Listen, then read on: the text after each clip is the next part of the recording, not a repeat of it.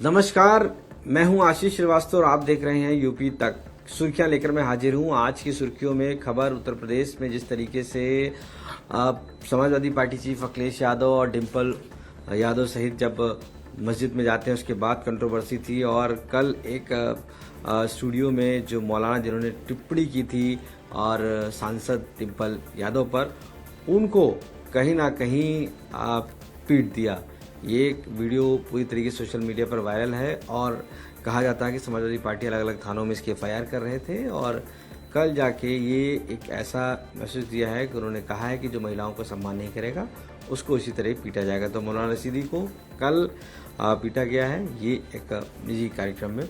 दूसरी खबर की तरफ बढ़ते हैं जो महत्वपूर्ण है उत्तर प्रदेश के लिहाज से और साथ साथ प्रदेश के लिहाज से।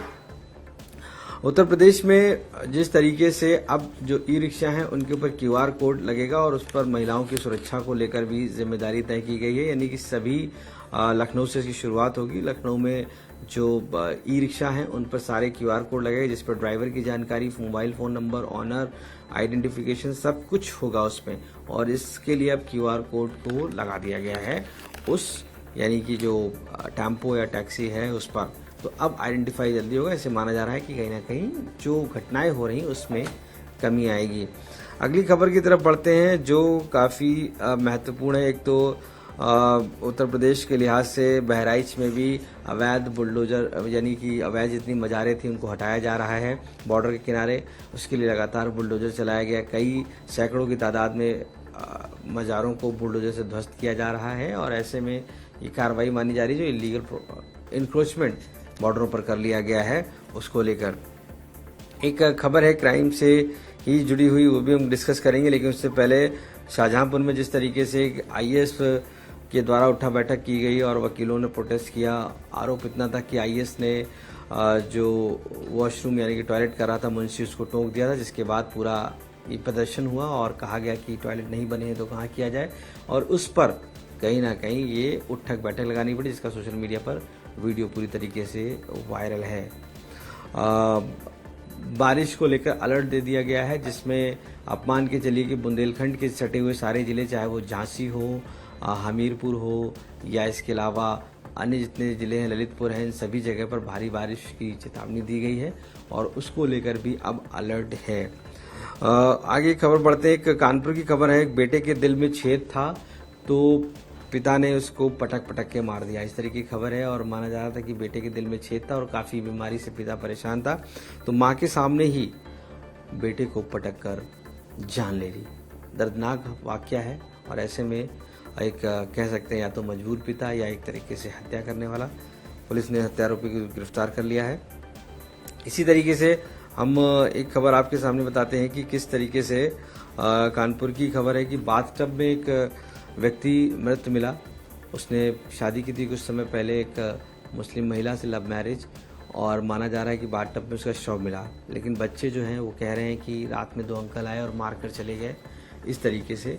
तो घटना संदिग्ध है, पूरा मामला कहीं ना कहीं इन्वेस्टिगेशन के पैमाने पर है और जिस तरीके से घटना हुई है कई कयास लगाए जा रहे हैं कि कोई दुश्मनी हो सकती है और पत्नी का भी नाम कहीं ना कहीं इसमें आ रहा है। अगली खबर की तरफ बढ़ते हैं जो है वाटर टॉप में। काशी में बताया गया, काशी में कांवड़ियों पर हमला बोल दिया गया और इस दौरान बम बम जयकारे के जो नारे थे एक तरीके से बोल रहे थे कांवड़िए, उनको रोकने का प्रयास किया गया और उसके बाद हंगामा हो गया, जिसके बाद जमकर बवाल हुआ और हालांकि बीच बचाव करना पड़ा। उसके बाद मामले को शांत किया जा सका। एक खबर जुड़ी हुई है अतीक अहमद से जुड़ी हुई है, जिसमें बताया गया कि सपा नेता के भतीजे को पुलिस ने पकड़ा है और विरोध में थाना घेराव किया गया। ये जो भतीजा है ये प्रयागराज में माफिया अतीक अहमद के करीबी और सपा ब्लॉक प्रमुख मोहम्मद मुजफ्फर के भतीजे को हिरासत में लिया गया था, जिसके बाद थाने पर उसको छुड़ाने को लेकर महिलाएं और पुरुष पहुंच गए। काफ़ी हंगामा हुआ और बताया गया कि ये जो है माफिया अतीक अहमद से जुड़ा हुआ है और इस मामले को लेकर भी काफ़ी तादाद में लोग थाने का घेराव तक कर दिए। तो ये कहीं ना कहीं दिखाता है कि किस तरीके से इस घटना को वहाँ पर ना आरोपी को गिरफ्तार करने के बाद दबाव बनाया गया और फिर थाने का विरोध किया गया। ये खबरें जो बहुत महत्वपूर्ण हमने आपसे डिस्कस भी की और कहीं ना कहीं मर्जिंग को लेकर और जिस तरीके से पूरा मुद्दा चल रहा है उत्तर प्रदेश में, बेसिक शिक्षा मंत्री भी उस पर कुछ आज जो सरप्लस टीचर हैं यानी कि जो अब मर्ज होने के बाद जो स्कूल थे वो बच गए हैं, अब उनके जो टीचर हैं उनको दूसरे स्कूल में शिफ्ट किया जाएगा, उसकी प्रक्रिया अब शुरू कर दी गई है। तो मर्जिंग के एक कदम आगे अब एक स्टेप बढ़ा दिया गया है और अब उसमें कहीं ना कहीं टीचरों को मर्ज किया जा रहा है। एक खबर मैं आपसे और डिस्कस करूंगा चलते चलते, जो भर्ती हुई थी पुलिस भर्ती में तकरीबन आप मान के चलिए 60,000 लोग थे जिनकी पुलिस भर्ती की गई थी, 60,000 पुलिस कर्मियों की, जिसमें से जो रिकॉर्ड आया है वो 3,500 वो ट्रेनिंग के लिए पहुंचे ही नहीं कैंडिडेट, वो किसी और जगह चले गए या किसी और नौकरी में चले गए, जबकि 100 ने ट्रेनिंग एक महीने के अंदर ही छोड़ दी, यानी कि 100 लोग उस टफ ट्रेनिंग को नहीं कर सके और उन्होंने इसको छोड़ दिया। मान के चलिए मोटा मोटा डाटा जो है वो 4,000 के आसपास है और जो एक प्रतिशत बताता है कि इतने प्रतिशत लोगों ने वो महत्वपूर्ण जो भर्ती थी उत्तर प्रदेश की पुलिस भर्ती वो छोड़ दी, तो करा ही नहीं। तो ये भी एक महत्वपूर्ण है और कई तो इसमें दूसरी जगह चले गए। तो अब माना जा रहा है कि इन पदों पर फिर से भर्ती की जानी चाहिए और इसको लेकर भी कयास लगाए जा रहे हैं।